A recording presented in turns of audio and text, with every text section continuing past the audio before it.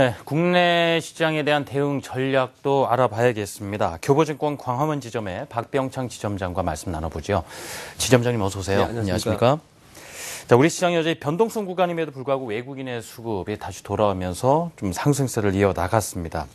FOMC 회의도 앞두고 있는 상황이었고 스코틀랜드 지금 독립일도 기다리고 있는 상황에서 우리 증시가 좀 전체 분위기 어떻게 움직였는지 이 부분 정리를 하고 이후를 좀 생각해 봤으면 하거든요. 네, 간단히 먼저 말씀을 드리겠습니다. 이번 주는 이벤트들이 많기 때문에 좀 조심해가면서 시장을 좀 관망하지 않을까라는 이제 그런 분위기였습니다. 그런데 이번 주에 상승을 했죠. 특히 어제 비교적 큰 폭으로 상승을 좀 했습니다. 이것은 그 이면에는 외국인들이 현선물 동시 매수가 있었고요. 전반적으로 시장이 전에는 1950에서 한 2020포인트 박스권이었는데 이번 박스권이 돌파하고 나서 박스권이 좀 이렇게 상단으로 좀 올라간 부분이 좀 있죠. 지금 현재 박스권은 2030포인트에서 2080 정도의 박스권이 있습니다. 근데 2028포인트를 찍고 박스권 하단 부분에서 반등하는 그런 모습을 나타내고 있고 외국인들의 매수는 연 이틀 동안 비차익 프로그램 매수로 약 3천억 정도 유입되면서 상승을 시도하는 모습을 나타냈습니다. 네. 어제 특징을 보면은 외국인들만 산 것이 아니고 국내 기관도 같이 샀는데 우리 시장의 특징을 보면 외국인과 연기임 같이 사고 보험이나 투신, 증권 투자는 매도하는 그런 영향을 상황을 많이 보였는데 어제 같은 경우에는 국내 기관들이 모두 다 사는 그런 동시 매수를 좀 보였다는 게 특징이었고요. 그럼으로써 삼성전자나 화학, 증권업종들이 지수를 견인하는 그런 모습을 나타냈고 그동안에 좀 쉬었던 지배구조 관련주들이 상승하는 그런 모습을 좀 보였습니다. 중소형주 중에서는 섬유의복, 게임, 화장품 그리고 화학과 조선업종이 전방산업이 오르면서 후방에 있는 중소형주들이 좀 강세를 보이는 그런 특징을 좀 보였습니다. 네. 물론 지금 그 FOMC 회의 결과를 봤을 때는 지금 추세대로라면 크게 조기에 당겨서 금리 인상을 한다라든가 그렇지는 않겠지만 그래도 계속해서 어떤 지표 갑자기 고용 쪽이 잘 나온다라든가 하면은 또 변할 수도 있는 것이고 그래서 더더욱 그 양적 완화 종료 이후에 금리 인상 시기를 두고 계속 얘기가 나올 수밖에 없는 분위기지 않습니까? 그 외에도 일본이라든가 유럽, 중국의 정책들이 사실 우리 시장에 영향을 많이 미치고 있다 보니까요. 그래서 좀 중장기적인 관점에서 각국의 어떤 정책 이 부분도 점검해 주시면 어떨까 싶거든요. 예, 각국의 정책을 점검하고 시황을 얘기하기는 굉장히 짧은 시간이기 때문에 그렇죠. 간단하게 말씀을 좀 드리면서 결론을 좀 말씀드리겠습니다. 그 이전에 전제를 좀 말씀드리면 미국이란 국가의 정책들에서 우리가 이렇게 얘기를 많이 하고 있는데 기존에 나와 있는 거 가지고 계속 얘기한다는 것도 의미가 없는 것 같고요. 제가 생각하는 두 가지 것을 말씀드린다면 미국은 전쟁도 외구하면서 하는 국가이죠. 작년에 테이퍼링도 예고하고 그 수순대로 했습니다. 이번에 금리 인상도 예고를 지금 진행하고 있는 그런 과정이거든요.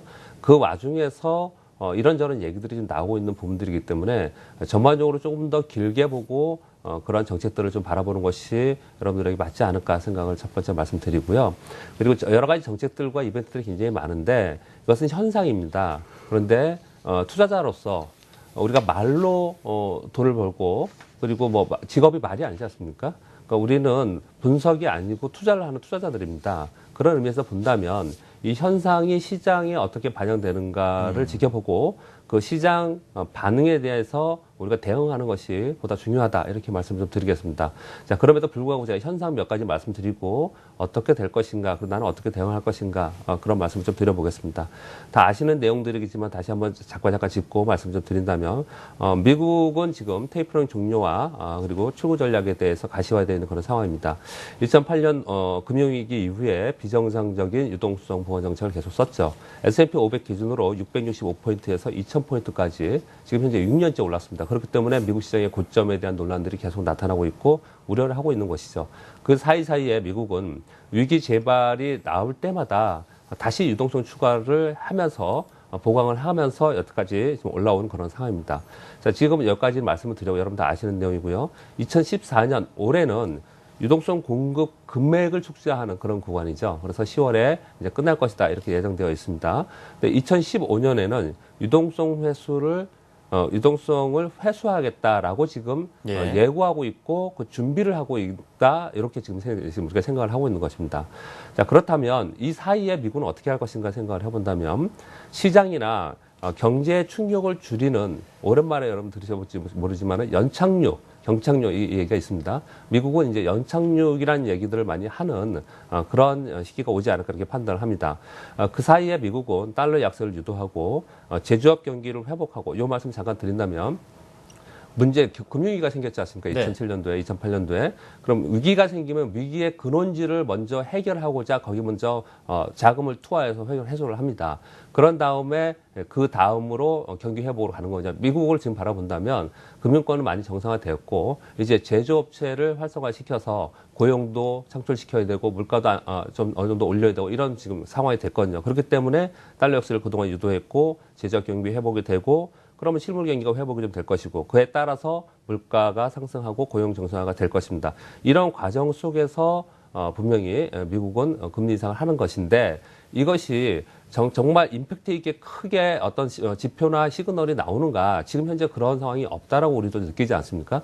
그런 것들이 있을 때 실제로 액션이 취해지지 않을까 이렇게 판단을 좀 하고요. 중요한 것은 나중에 다시 말씀드리겠지만 이런 유동성 회복 과정 속에서 미국에서 나타나는 부작용 분명히 있겠죠. 이 부작용들을 다른 국가에 전가시키는 그런 정책들 그리고 환율 정책 이런 것들이 분명히 나올 것이라는 게 굉장히 중요하다 이렇게 말씀을 좀 드리겠습니다.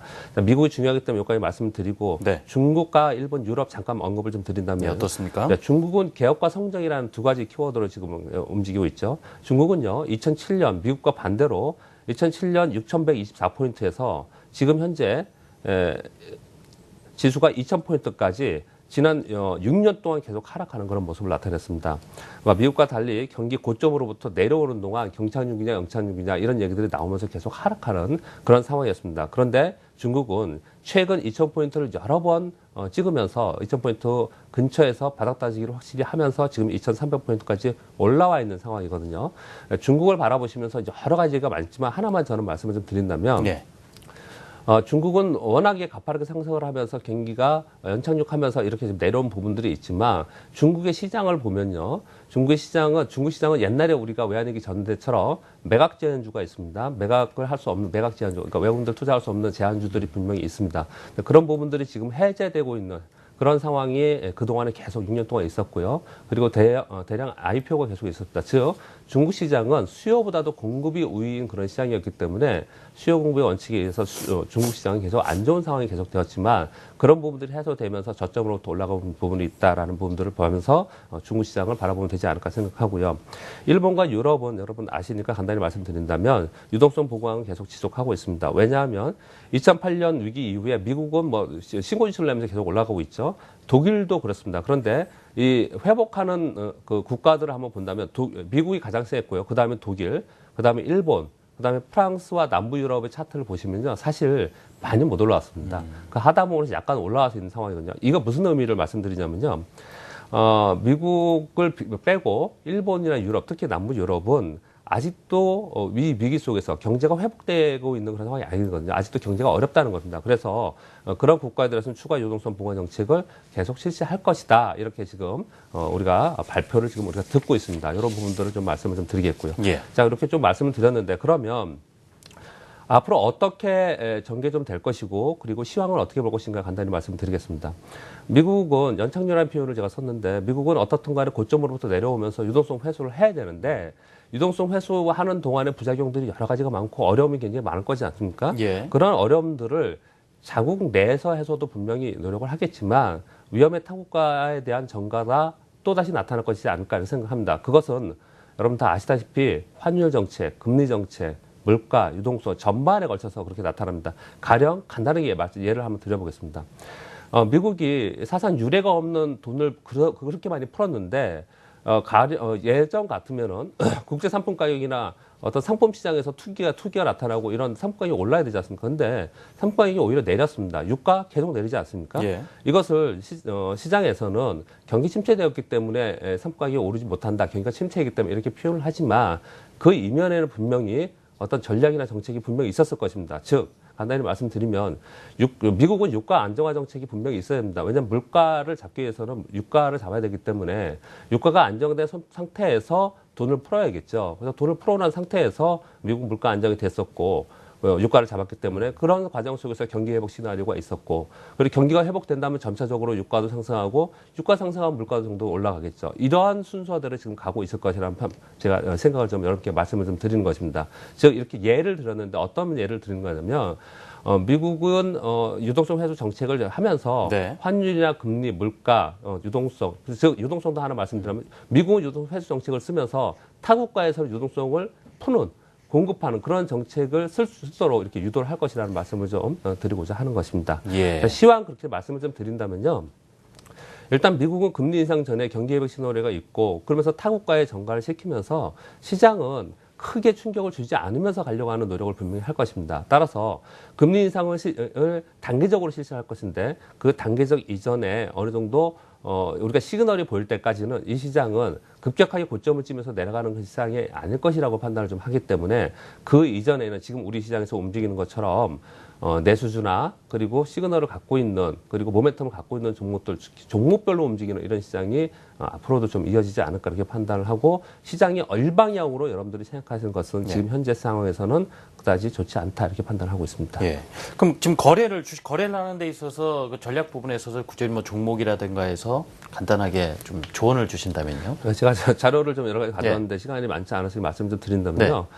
지금 우리 시장에서 롱숏펀도 굉장히 성행하고 있죠. 대차장고 거래를 보세요. 어마어마하게 많습니다. 대차장고가. 이런 시기는 시장이 박스권에 갇혀있기 때문에 그렇거든요. 일본이 예전에 이랬습니다. 우리 시장이 지금 박스권에 갇혀있기 때문에 대차장고가 어마어마하게 많고, 시장이 윗방향보다 아랫방향에 더 방향을 열어두면서 지금 거래를 하고 있는 것이거든요. 예. 즉 그렇다면 시장보다는, 그리고 경기 민감주보다는 그 안에 밑단에 있는 내수주나 그리고 실적이 좋은 중소형주 위주로 시장이 계속 이어지고 있기 때문에 종목 위주로 접근을 계속 해야 된다, 이런 말씀 드리고, 끝으로 사실 확실은 못하겠지만 코스닥 지수를 잘 보시면 6년간의 고점이 588포인트입니다. 지금 거의 다 와 있죠. 코스닥에 있는 종목들도 여러분들이 좀 관심 있게 계속 지켜봐도 되지 않을까 판단합니다. 예, 고맙습니다. 지금까지 교보증권 광화문 지점의 박병창 지점장의 말씀 들어봤습니다. 지점장님 감사합니다. 네, 감사합니다.